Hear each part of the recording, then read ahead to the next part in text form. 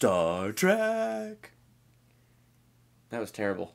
Yeah, I wouldn't even sing it. Yeah.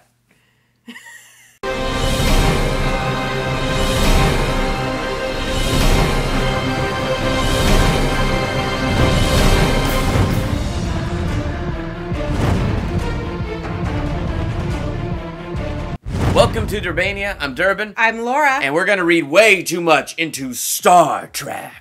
2009. Was it 2009?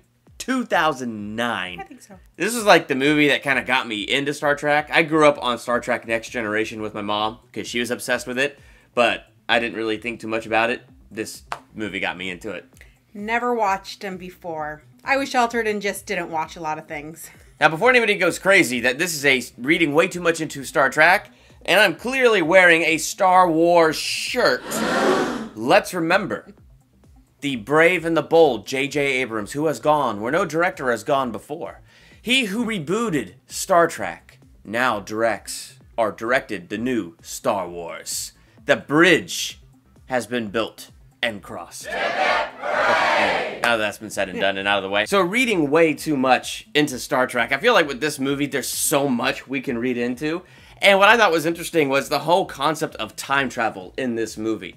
And while time travel, on the one hand, changed everything, it also changed nothing. And by that I mean it didn't change a single one of these characters' opportunities.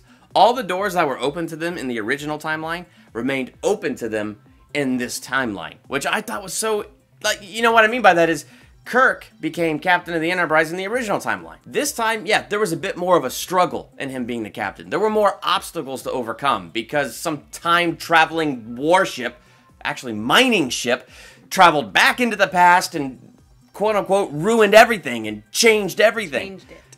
But even though everything was changed, the opportunity still came to Kirk to fulfill the destiny and the call in his life to become captain. Even Scotty, exiled to that one moon and almost forgotten about for 6 months, suddenly Kirk and old Spock are there out of the blue, and they just happen, like Kirk just happened to be exiled on the same planet that Spock was. That is beyond coincidence. That's destiny knocking and saying, hey, the door is open. And Scotty didn't have to beam back to the Enterprise with Kirk, but he did. And he took that, like, place with it. And so where I'm getting at with this is, there's this saying that no one can open a door that God shuts, and no one can shut a door that God opens.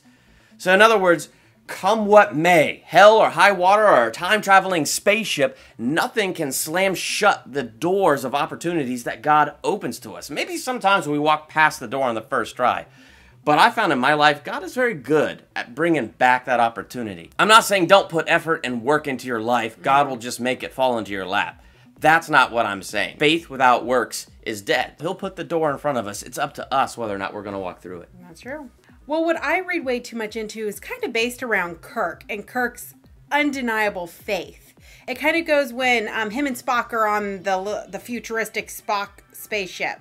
And he looks at him, and Spock's like, well, you know, the chance of us surviving is... And he just stops him. He's like, no, it's gonna work. And he's like, well, in case it doesn't, please tell Lieutenant Uhura. No, stop. It's gonna work. He just had this undeniable, like, faith that things were gonna come through and they were gonna work. There's something about when you have a positive and upbeat attitude towards something, when you say, it's gonna happen, I can do this, it's gonna come through. Whereas if you kind of go, I don't know, you're right, it might not work. If you start to dwell on that, then you're going to see all the problems and you're not going to do your hardest to make it work because you're already accepted the failure. So to me, that is an awesome thing that I see inside of the movie, because when we do our best and we refuse to accept failure, we're going to accomplish things. Yeah, there's going to be road bumps. Yeah, there might be setbacks, but we're going to get it if we believe that we can continue to do it. Awesome.